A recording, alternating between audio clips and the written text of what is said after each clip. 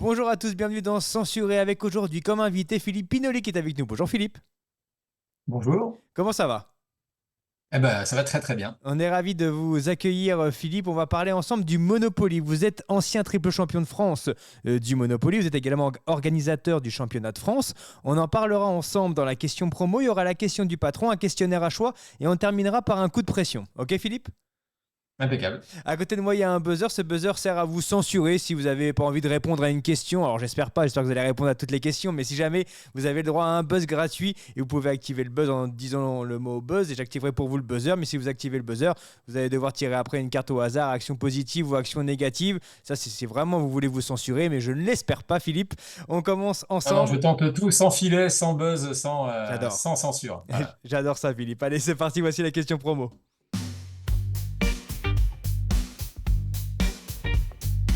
Comment on devient le meilleur joueur de France de Monopoly? Eh bien, déjà, il faut participer. Il Ouais. faut participer au tournoi. Il faut un petit peu de chance. Il faut beaucoup de pratique. Il faut de la persévérance. Et puis, ouais, ça se travaille. Ça se travaille aussi. Donc là, il y a un championnat de France de Monopoly. Je ne savais même pas que ça existait, un championnat de France du Monopoly. Alors, qui a eu, c'est pas vous qui avez eu l'idée de le créer, ce championnat de France? Ah non, non, pas du tout. Le jeu de Monopoly a 80, bientôt Ouais. 90 ans. Il y a des championnats du monde depuis début des années 70. Ah oui. Et du coup, il y a des sélections nationales dans les différents pays depuis la même époque. Et donc, moi, j'ai retrouvé la liste de tous les anciens champions de France français. Alors, au départ, c'était tous les 4 ans. Et l'histoire, donc, depuis, en fait, donc, à chaque fois qu'il y a des championnats du monde, Hasbro organise des sélections, on va dire, nationales pour former le roster des championnats du monde. Moi, j'ai participé aux sélections 2015. Donc, j'ai gagné les championnats de France en 2015. Donc, je suis allé aux championnats du monde en 2015 également, qui sont les derniers en date. Et ensuite, j'ai organisé, par contre, comme ça m'a beaucoup plu, j'ai organisé tous les ans les championnats de France. Donc, depuis 2015, donc 2016, 2017, chaque année, il y a eu des championnats de France depuis. On est le seul pays au monde avec le Japon qui organise des championnats tous les ans. Donc, il y a un championnat de France tous les ans. Comment je peux y participer? Si demain je veux m'inscrire, je veux devenir le meilleur joueur du Monopoly français, comment je fais? Alors, pour s'inscrire, c'est relativement simple, il n'y a pas d'inscription. Il faut vous présenter le jour du tournoi, qui est un tournoi sur 2 jours, en général un samedi et un dimanche. Cette année, ce sera le 21 et le 22 septembre à Menton. Alors évidemment, j'organise plutôt autour de chez moi. Donc moi, j'ai gagné celui qui était organisé à Cannes, dans le Grand Festival des Jeux. Ensuite, j'ai organisé à Toulon, à Menton et à Cannes en alternance. Et cette année, c'est Menton. Donc vous venez, vous participez au maximum de parties le premier jour, puisqu'il faut cumuler des points pour être dans les 16 ou 32 meilleurs qualifiés pour le dimanche. Et ensuite, c'est les phases finales jusqu'à la finale. On participe avec un Monopoly classique, on part pas sur des versions un peu dérivées du Monopoly, on est sur le classique. Voilà, c'est ça. Il faut participer en fait avec tout le monde avec les mêmes règles et les mêmes chances. Donc en fait, moi j'ai 8 jeux, j'ai 8 tables avec le Monopoly classique, même s'il y a certaines variantes qui sont finalement le même jeu, avec simplement la Ouais. décoration changée, on pourra en reparler. Donc là, on joue bien avec le Monopoly classique de Paris, avec 3D par contre, c'est la petite finesse qui permet de jouer beaucoup de matchs de tournoi pendant une journée et des parties d'1 heure. Et on affronte combien de personnes autour de la table? Alors la règle du tournoi, le jeu est le plus équilibré avec 4 joueurs. Ok. Donc, on ne comptabilise que les parties avec 4 joueurs. Mais s'il y a des familles qui s'installent, qui veulent jouer à 5, à 6, à 3, pas de problème. Mais en tout cas, on ne joue qu'à 4 joueurs dans les tournois, Et, euh, comme au championnat du monde. et après, on fait donc un classement au fur et à mesure de la journée. Premier, deuxième, troisième, quatrième, on marquait tant de points, par exemple. Et à la fin de la journée, on arrive avec un total de points. Et ça nous fait un classement à la fin pour savoir si on est qualifié dans les 16 ou les 32 meilleurs. C'est là-dessus. Exactement. Ok. Exactement. Ok. Quel est le déclic pour se dire qu'un jour, quand même, on se dit, je vais être le meilleur joueur de France du Monopoly? Bon, alors moi, j'ai pas participé pour être le meilleur joueur de France. J'ai participé parce que j'ai vu qu'il y avait le tournoi des championnats de France et qualifications donc en 2015 et je comptais aller sur ce salon. Donc je me suis renseigné avant, je me suis inscrit, je me suis pointé, j'ai fait une première partie que j'ai pas gagnée, j'ai fait une deuxième que j'ai gagnée. On m'a dit bon du coup vous êtes qualifié. Bon, donc du coup je suis revenu le dimanche et là j'ai enchaîné quart de finale, demi-finale, finale. Et donc là je suis devenu officiellement le meilleur joueur français puisque je suis allé au championnat du monde. Bah, je me considérais pas comme le meilleur joueur français. Je veux dire, ce jour-là, j'ai bien joué, c'était un peu intuitif, j'avais révisé un peu les règles, qui étaient des règles un peu différentes en tournoi.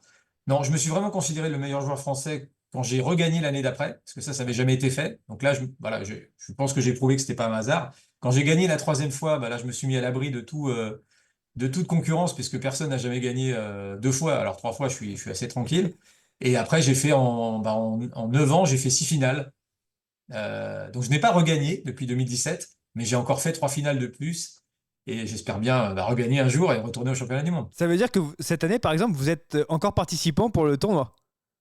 Ah oui, oui, j'organise pour le plaisir d'organiser l'événement, mais évidemment, il est hors de question que je participe pas. Donc, quand je joue, évidemment, je n'arbitre pas mon Bien match, sûr. mais je fais partie des participants, comme tout le monde. Ça veut dire qu'il y a un arbitre aussi sur les matchs. C'est vrai que j'avais pas pensé. Il y a un arbitre sur les matchs.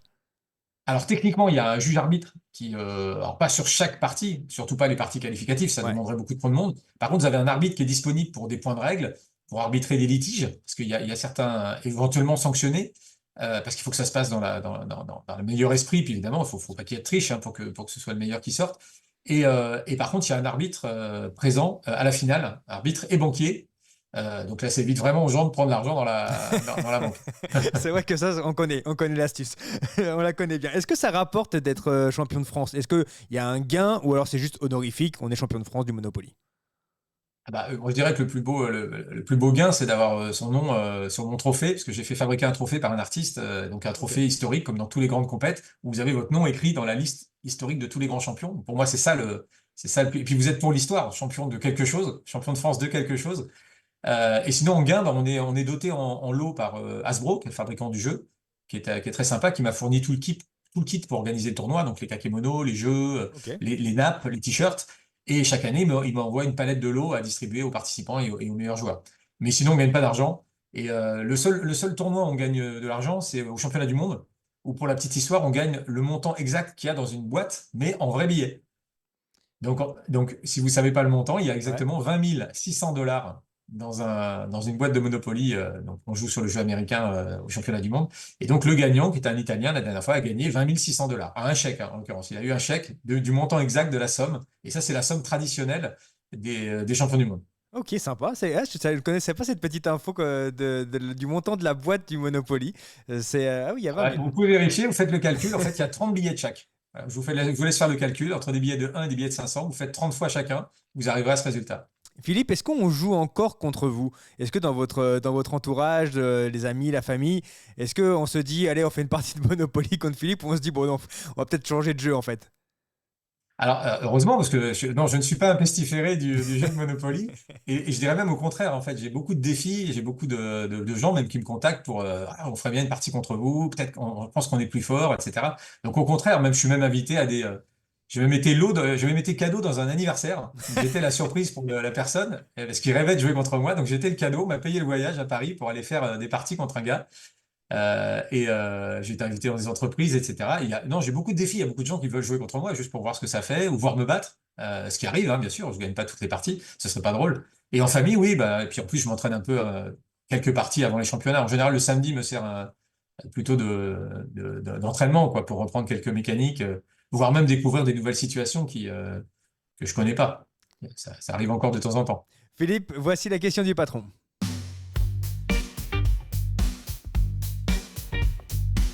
Quelles sont les qualités pour gagner au Monopoly? Alors, je dirais en un, il faut connaître les règles à fond, vraiment. Parce qu'il y a des petites finesses qui sont écrites, mais qui sont pas très claires ou pas très connues. Donc, en un, connaître les règles à fond, comme dans tout sport où vous voulez exceller ou dans tout jeu où vous voulez exceller. En deux, je dirais qu'il faut je pense qu'il faut quand même un certain charisme, ou en tout cas une certaine. Il faut un peu prendre le contrôle mental de la table. Parce que on joue quand même contre des êtres humains, on peut faire des erreurs, il y a une grosse partie qui se joue au moment des échanges. Donc, si après, avec votre connaissance du jeu, vous arrivez en plus à la mettre voilà, il faut une vision du jeu, il faut ensuite jouer avec des gens, il faut jouer avec des êtres humains, donc il faut les maîtriser, quoi. Et puis au dernier moment, honnêtement, quand vous êtes en finale à un contre un avec chacun 3 hôtels, bah, c'est ce moment-là, il faut un petit coup de chance. Si vous allez tout le temps dans les hôtels de l'autre et que l'autre est tout le temps planqué en prison, bah, c'est comme ça que se joue souvent la finale. Est-ce qu'il y a une méthode particulière pour gagner quasiment à chaque fois au Monopoly? C'est-à-dire que je fais une partie en famille, je me dis ok, il faut absolument que j'arrive à battre. Est-ce qu'il y a par exemple une couleur à avoir en principe, j'ai envie de dire une couleur qui peut rapporter beaucoup à chaque fois qu'on passe dessus? Pas forcément. Je ne sais pas s'il y a une technique particulière pour se dire peut-être que, allez, en une demi-heure, normalement, elle est pliée la partie là. Alors, Dieu merci, non, il n'y a pas de martingale absolue dans Ok. ce jeu. Il y a des principes, il y a des probabilités, il y a des rendements. On est quand même dans des mathématiques cachées, comme dans beaucoup de jeux de société. Bon, si vous jouez contre des joueurs faibles, moi par exemple, je gagne tout le temps. C'est normal. Je connais les règles, je connais les. Bon. Si vous jouez contre de très bons joueurs, eux aussi connaissent tous ces trucs. Donc la différence se fait ailleurs Ouais. et pas que dans les dés. Il y a des questions de timing, il y a des questions de vision du jeu. Donc pour répondre ensuite à la deuxième partie de votre question, effectivement, tout le monde sait, a priori, que les oranges sont très forts. Donc les oranges, c'est Mozart, Pigalle et Saint-Michel. Alors pourquoi ils sont les plus forts? On peut se poser la question, pourquoi ils sont les Ouais, plus ouais. forts? Ils sont les plus forts pour deux raisons. Ils sont les plus forts parce qu'ils sont placés devant la prison. Or, si on tourne la prison, si on tourne normalement, tout va bien. Mais la prison casse le jeu parce que un certain nombre de fois dans la partie, des joueurs sont renvoyés devant ces propriétés-là. Donc forcément, vous allez passer plus souvent devant les oranges que devant les territoires qui sont derrière la prison. Donc déjà, ça, c'est un aspect du jeu qu'il faut. Et donc c'est pour ça qu'ils sont plus fréquentés que les autres. Donc autant les avoir soi-même que de tomber plus souvent chez les autres. Et deuxième détail qui est un peu plus subtil, c'est qu'ils sont en bout de ligne. Et vous allez voir, si vous regardez les cartes, qu'ils sont un petit peu plus chers à l'achat que les violets qui sont en début de ligne. Par contre, le coût des maisons elles-mêmes et les loyers sont plus forts. Pour ces deux raisons, donc les oranges traditionnellement font gagner les parties, mais si les autres joueurs le savent, ils vont vous empêcher de les avoir ou ils vont les faire payer très cher. Donc c'est pas parce qu'on a les oranges qu'on a gagné. Donc voilà. Mais après, les oranges, c'est très fort. Moi, je dirais que le Champs-Élysées rue de la Paix sont aussi très très forts. Ils sont mythifiés par beaucoup de joueurs parce que c'est vraiment rendez-vous à la rue de la Paix, etc. Donc ils sont aussi très très forts. Dans certaines circonstances, ils sont un peu moins forts. En duel final, bah, trois hôtels orange contre deux hôtels rue de la Paix Champs-Élysées, normalement, c'est les Bleu Marines qui gagnent. Parce qu'il y a 2000 de loyer sur la rue de la Paix, alors qu'il Ouais. n'y a que 1000 de loyer à Pigalle. Donc voilà. Voilà. J'ai envie de dire, si vous avez les oranges, les rouges ou les Bleu Marines, avec de quoi construire, vous êtes pas mal. Mais tout le monde le sait, donc il faut se mettre en configuration et en position d'être dans cette situation-là. Et encore, peut se passer plein d'autres choses. On n'est pas obligé d'avoir ça pour gagner. Moi, j'ai gagné des parties avec les bleus clairs.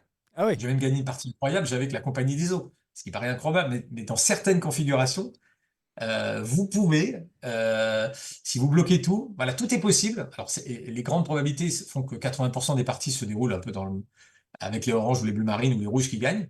Mais dans toutes les autres parties, eh ben, il faut trouver la solution pour gagner dans des circonstances, des fois, un peu abracadabrantes. Ça veut dire que vous avez gagné avec juste la compagnie des eaux. Comment? C'est-à-dire que vous avez bloqué, vous avez acheté à chaque fois un titre de chaque couleur pour bloquer la construction des maisons et des hôtels, et donc à chaque fois ça tournait un peu en rond comme ça.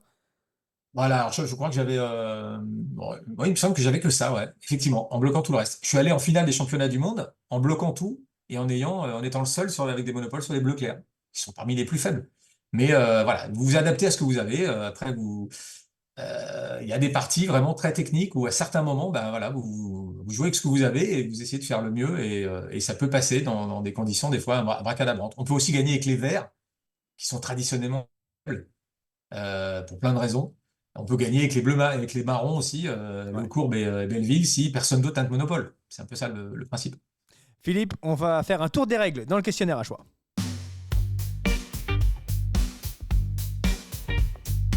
On va parler des règles du Monopoly, parce qu'on a tous à peu près les règles, on va dire maison, et il y a les vraies règles, les règles officielles. Donc il faudra un peu nous aider, Philippe, à y voir un peu plus clair. Vous allez me dire si on a le droit ou si on n'a pas le droit. Mettre Ok. l'argent des impôts sur le parc gratuit. On a le droit ou on n'a pas le droit? Alors, c'est pas dans les règles. Vous faites ce que vous voulez si vous jouez en famille, mais en tout cas, pas dans un tournoi. Et non, ce n'est pas écrit dans les règles. Ok, donc vous le faites pas, par exemple. Non, en tournoi de tournoi, non. Si vous avez envie de vous amuser, oui. Ouais, Mais il y a plein d'inconvénients. C'est que vous avez, si je peux développer la réponse, le bien problème, sûr. c'est que vous allez biaiser en fait la mécanique du jeu. Puisqu'en fait, de l'argent que vous allez dépenser, au lieu de retourner à la banque et de sortir du jeu, il va revenir dans le jeu de manière totalement aléatoire, un peu la loterie. Et du coup, quelqu'un va redevenir riche et ça peut que rallonger la partie. Pour la petite histoire, il y a une version, par contre, ça, Hasbro est souvent très fort, c'est qu'ils font des jeux, des variations de jeux en jouant sur peut-être des fois des règles maison. Donc il y a un jeu qui joue avec le parc gratuit, où là, tout l'argent, dans la règle du jeu, c'est bien écrit, tout l'argent qui est dépensé, va dans le parc gratuit. Ça s'appelle le jackpot. Et donc, quand vous tombez sur une carte, vous récupérez tout le pognon. Et là, c'est écrit dans les règles, ils jouent avec une règle maison, ils en ont fait un jeu à part entière. Mettre une enchère sur le titre quand une personne ne veut pas l'acheter. Alors ça, c'est dans les règles, puisqu'en fait, quand quelqu'un tombe quelque part, une propriété qui n'est pas vendue, elle doit être vendue. Donc si la personne qui a évidemment dessus et qui a la priorité ne veut pas l'acheter, elle doit partir aux enchères. Et la personne peut y participer. C'est également un petit détail. Donc de temps en temps, ça aussi, il faut le savoir, si vous êtes le plus riche, par exemple, des fois, ça vaut pas le coup d'acheter au prix normal, puisque les autres n'ont pas d'argent, vous l'aurez aux enchères pour pas cher. Donc ça induit certaines parties. euh, je vous prends un exemple, vous pouvez dire, je suis mal barré, j'ai rien acheté. Oui, mais si vous avez rien acheté, vous avez encore tout votre argent. Et au moment des dernières propriétés, en fait, elles vous tombent toutes dans les poches pour pas cher, puisque plus personne ne sait ou ne veut les acheter, et vous les avez aux enchères pour pas cher. Donc vous êtes, en fait, tant qu'on n'a pas perdu, désolé pour la palissade, on n'a pas perdu. Il y a des fois on peut plus gagner, c'est vrai, mais il y a des fois on peut quand même survivre jusqu'à la fin de la partie et marquer des points pour le classement, et il y a des fois on peut renverser la partie, on peut, tant qu'on a en fait, tant qu'on passe la case départ, on peut récupérer 200, et avec 200 on peut faire plein de choses. On peut déshypothéquer quelque chose, même si vous avez tout hypothéqué et pas d'argent, mathématiquement, vous avez encore une infime chance, mais comme de gagner au loto, mais de remonter dans la partie. Ça s'est déjà vu, j'ai déjà vu des choses bien plus incroyables. Marchander avec son adversaire pour racheter des titres. Ah bah, c'est l'essence du jeu. Puisque, alors, je sais bien qu'il y a des gens, surtout les débutants, ils échangent, tiens, mon truc vaut plus cher. Non, non, mais la valeur n'a rien à voir. La valeur faciale n'a rien à voir. Quand on vous dit, tiens, j'ai acheté un truc 300, toi tu l'as acheté 180, tu me dois de l'argent. Bah non. Entre un Saint-Michel qui vous fait le troisième orange et un Breteuil qui vous fait le troisième vert, je vous invite à pas le faire et à pas en plus payer pour que l'autre récupère le orange. Non, non, justement, il faut peser et c'est toute la connaissance du jeu mathématique des rendements qui fait que, alors après, vous pouvez arnaquer un joueur faible. Mais un joueur fort, vous l'arnaquerez pas. Donc, il va falloir justement bien estimer, bien évaluer, y compris dans le timing dans lequel vous allez faire, le moment où vous allez faire cet échange. Donc, marchander, c'est vraiment l'esprit du jeu. Sinon, c'est les jeux qui jouent, c'est les dés qui jouent, hein. C'est-à-dire qu'on peut marchander à n'importe quel moment de la partie? Alors, techniquement, la règle dit qu'on peut marchander, on peut demander un échange entre deux tours. Donc, quand quelqu'un vient de jouer, de faire son déplacement, son achat, là, vous pouvez dire stop à l'arbitre, au final notamment. Et là, vous avez 1 minute pour proposer un deal à quelqu'un. Ok. Demander une prolongation, voilà, mais il faut pas faire traîner le jeu, hein. Là, l'arbitre est là pour vérifier ça. Et vous pouvez proposer un échange qui peut être, alors c'est forcément un échange direct, c'est-à-dire de l'argent, une carte libérée de prison, d'autres propriétés, mais c'est pas un échange en disant bon bah si je fais ça, tu fais ça dans 2 tours, ou tu me Ouais. fais pas payer pendant 3 tours. Donc ça c'est trop dur à gérer en fait, et c'est interdit. Donc vous faites un échange direct d'argent, de propriété ou de carte. D'accord, on ne doit pas attendre en fait de ne plus avoir d'argent pour essayer après de faire une négociation. On peut faire une négociation d'entrée de jeu si on le veut, même si on a de Alors, l'argent, on peut faire etc. une négociation avant même de jeter les dés. Ah oui, ok. Enfin, je veux dire, avant même, Ah on peut ouais. faire une négociation dès qu'il y a une propriété qui est en jeu. Au contraire, il faut constituer un monopole le plus vite possible pour avoir des rendements, de pouvoir construire le plus vite possible, avoir des rendements le plus vite possible et ruiner les autres le plus vite possible. C'est ça le principe. Ok. Prendre de l'argent sur la case départ. Ça, on est d'accord, c'est dans les règles. Alors, à chaque fois qu'on passe, alors, le problème, c'est que la règle n'est pas hyper claire. La règle dit quand on passe la case départ. Techniquement, c'est dès qu'on y arrive. Ouais. Même si on se pose sur la case départ. Et là, il y a eu, je sais pas, une tradition, je sais pas, une vraie maison qui a dit, bah tiens, quand on s'arrête, c'est plus difficile que d'y passer, donc on prend le double. Bah en réalité, ça n'existe pas, ce n'est pas écrit dans les règles, sauf évidemment dans une version du Monopoly sur les 3000 qui existent, qui dit ça. Mais la règle de tournoi, c'est la case départ, c'est 200. Alors c'était 20 000 donc, quand on était en francs, Ouais. c'est 200 depuis qu'on est en, En Monopoly, en quoi. dollars Ouais. Monopoly, qui est la monnaie unique de tous les jeux de la planète. Il n'y a plus de jeux en marque, en dollars, en yens ou en francs maintenant, ou en euros. C'est la même monnaie. Donc c'est 200 sur toute la planète. Quand on passe la case de départ, c'est 200 et pas 400. Acheter les gares ne sert à rien. Ah bah non, acheter les gares sert. Ça sert à beaucoup de choses, parce qu'il y a pas mal de mythes autour des gares. Il y a au moins 3 choses à savoir. Bon, évidemment, les gares, on ne peut pas construire dessus. Ouais. Donc le loyer, il est plafonné à 200 quand vous avez les 4 gares. Mais il y a deux choses importantes à savoir sur les gares. Là, je vais vous donner un type que peu de gens connaissent. Le premier type, c'est que, alors le premier type, c'est que même si vous hypothéquez 3 gares, la quatrième, la règle dit bien, si vous possédez 4 gares, touchez 200. Donc si vous avez bien les 4 gares, même avec 3 hypothéquées, si la personne tombe sur la quatrième, elle vous verse bien 200. Ok. Ça, c'est un petit type de règle à connaître. C'est écrit, mais voilà. Et le deuxième type de règle qui est lié aux règles de tournoi avec les 3 dés, c'est un peu long à expliquer, mais grosso modo, le fait que les gares, le dé en fait vous renvoie vers la prochaine carte où vous payez quelqu'un, et les gares en fait sont situées au milieu des lignes, et donc ont tendance à bloquer les fonds de ligne. Donc bien gérer la gare qui est devant votre propriété est important. Bon là c'est à haut niveau en Ouais. tournoi, donc c'est la position des gares, donc on peut gagner avec les gares. Et même quand on n'a pas de propriété, on peut couler des gens avec les gares, parce que finalement, payer 200 assez régulièrement, quand vous faites 10, vous payez une gare, vous faites un 10, vous repayez une gare, vous faites un double 5, vous repayez un 10, Ouais. vous pouvez payer 200, 400, ça peut aller très vite. Et avec 400, on peut construire, acheter des maisons et on peut lever des hypothèques. Donc non, les gares, c'est puissant. C'est statistiquement aussi les endroits où on passe le plus, puisque c'est la seule propriété où il y en a quatre. Et on peut gagner avec que les gares si personne n'a de monopole. Ouais. Tu vas en prison si tu fais 3 fois un double. Est-ce que c'est une vraie règle? Ah oui, c'est écrit noir sur blanc. Il y a Ok. trois manières d'aller en prison. Il y a des cartes qui vous envoient en prison. D'ailleurs, il y en a deux. Il y en a une dans chaque pile. Vous avez la carte aller directement en prison et Ouais. vous avez la règle qui dit qu'au bout du troisième triple, vous allez directement en prison. Vous ne vérifiez même pas où vous atterrissez. Vous allez directement en prison. Ok. Est-ce qu'il y a il y a une règle que je n'ai pas citée, et qui est une règle un peu méconnue que vous aimez bien utiliser, ou en tout cas que les personnes ne connaissent peut-être pas et qui est importante quand on joue au Monopoly? Alors, je dirais que la plus importante en tournoi, c'est de bien connaître la règle du troisième dé. Mais bon, après tout, quand on fait un tournoi, on l'explique au début, tout le monde la connaît. Ouais. Mais il y a une règle qui est vraiment qui est induite en fait et que très très très très peu de joueurs connaissent. Alors je vais vous la donner. Alors elle m'a pas servi souvent parce que c'est une règle qui est très très on va dire conditionnelle. C'est une règle qui précise qu'en fait que dans le jeu il y a 12 hôtels, mais il y a 32 maisons. Il n'y a que 32 maisons. Or la règle dit bien que alors déjà quand il n'y a plus de maison, ben, vous pouvez pas en acheter. Donc, si toutes les maisons sont déjà sur le jeu, Ouais. même si vous avez plein d'argent, vous ne pouvez pas acheter une maison. Donc ça, c'est important. Et s'il n'y a pas de maison disponible, la règle dit bien que pour construire un hôtel, il faut acheter une cinquième maison. Autrement dit, si toutes les maisons sont en jeu, les 32 maisons sont en jeu, vous ne pouvez pas acheter un hôtel. Même si vous avez cash, je dis, bah, j'achète directement l'hôtel, la réponse est non. Donc, dans certaines parties, c'est rare, quand toutes les maisons sont déjà en jeu, en fait, le jeu est bloqué du point de vue construction. Ça m'est déjà arrivé au championnat du monde, dans une partie annexe avec trois autres champions du monde.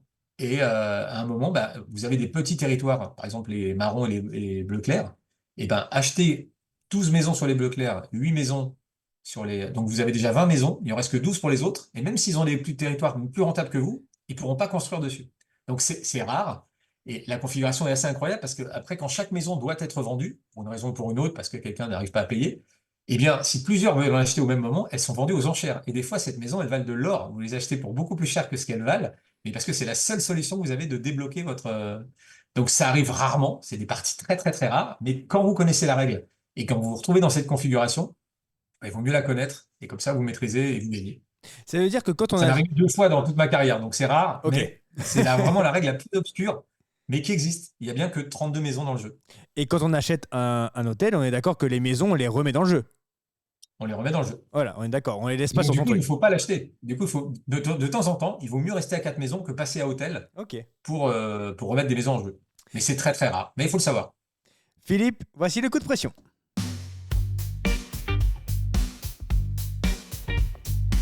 Quel est votre avis sur les dérivés du Monopoly? C'est-à-dire que les nouvelles versions qui sortent comme ça chaque année, il y en a plein maintenant. Il y en a sur des Naruto, une version tricheur, il y en a vraiment surtout Mario, etc. Quel est pour vous votre avis et quelle est la meilleure et la pire? Alors moi, écoutez, j'ai envie de dire Hasbro, fait ce qu'il veut, hein. Ouais, Lui, il est là pour vendre des boîtes de jeux. Je trouve qu'il est plutôt très créatif. Il s'appuie sur le jeu le plus célèbre du monde et surtout le jeu. Alors moi, j'ai appris ça il y a quelques années. C'est toujours le jeu le plus vendu au monde. Pourtant, on est dans l'époque des jeux de société. Moi, j'en achète plein, j'en ai plein. Mais chaque année, vous faites le nombre de boîtes vendues dans le monde et en France, c'est le Monopoly qui se vend le plus. Alors, il n'y a pas de miracle. On en a tous un chez soi, même ouais. vous, hein, je suis sûr, J'en plusieurs ai même. 5, ouais. Voilà. Et les gens en achètent encore. Donc, c'est parce qu'ils arrivent à chaque fois à renouveler. Alors, des fois, ils changent simplement le packaging avec une licence à la mode, hein, qui peut être, voilà, je sais rien, Fallout, Counter-Strike, une série, My Little Pony. Ouais. Et, bah, évidemment, pour twister un peu, ils inventent une petite variation de règles, une petite, je sais pas si vous avez déjà joué à, il y en a, je sais pas, c'est pas Half-Life, où en fait, on dégomme les autres pions, un peu et puis, il y a le jackpot, moi je trouve ça très drôle. Et il y en a certains qui sont très sympas. Moi, par exemple, j'ai la version collector des 40 ans de Star Wars. Et les cartes ont un texte à thème les noms de propriétés ont un texte à thème avec une citation de Star Wars. Bon, moi, je trouve ça absolument génial. Avec le fils de ma chérie, on joue beaucoup au jackpot parce on peut jouer à la roulette. Ok, Donc à un moment, ouais. on peut parier de l'argent sur la roulette et puis ça fait tourner l'argent. Voilà, il y a quelques versions que j'aime bien jouer. Moi, ma préférée, la version tricheur, je l'ai testée. Alors, c'est marrant, vous avez des défis en fait. Vous essayez en fait de tricher et vous avez même des défis triches. Si vous arrivez à le faire, par exemple voler une maison, enfin, ça paraît incroyable, mais si vous arrivez à voler une maison que la personne ne s'en rend pas compte avant que ce soit elle de jouer, vous avez un bonus. Voler un territoire, etc. Bon, ça c'est un côté ludique, mais moi, comme je surveille tout, forcément, c'est dur de tricher contre moi. Donc celle-là, je dirais, c'est ma moins préférée parce que, ou alors faut que je joue avec des enfants, faut que je sois dans l'esprit, mais sinon.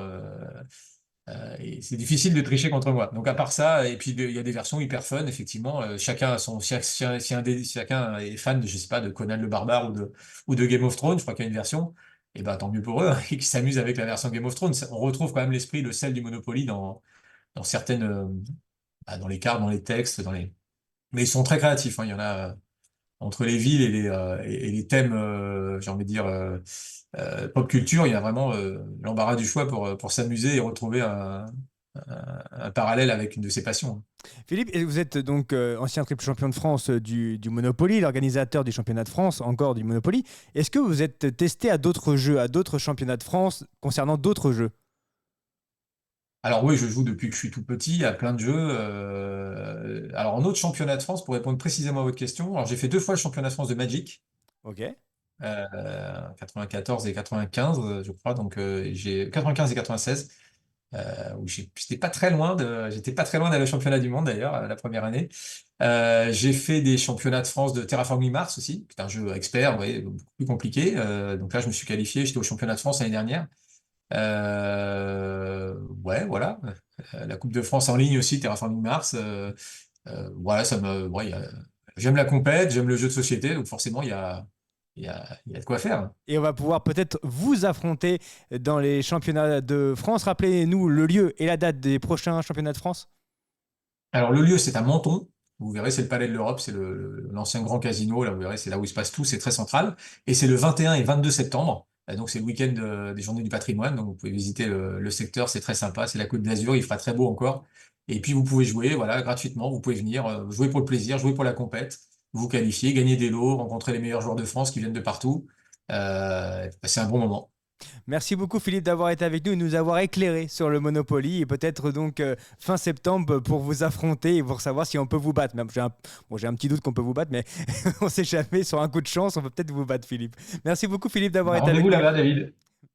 Rendez-vous là-bas, David. À bientôt. À bientôt. Merci.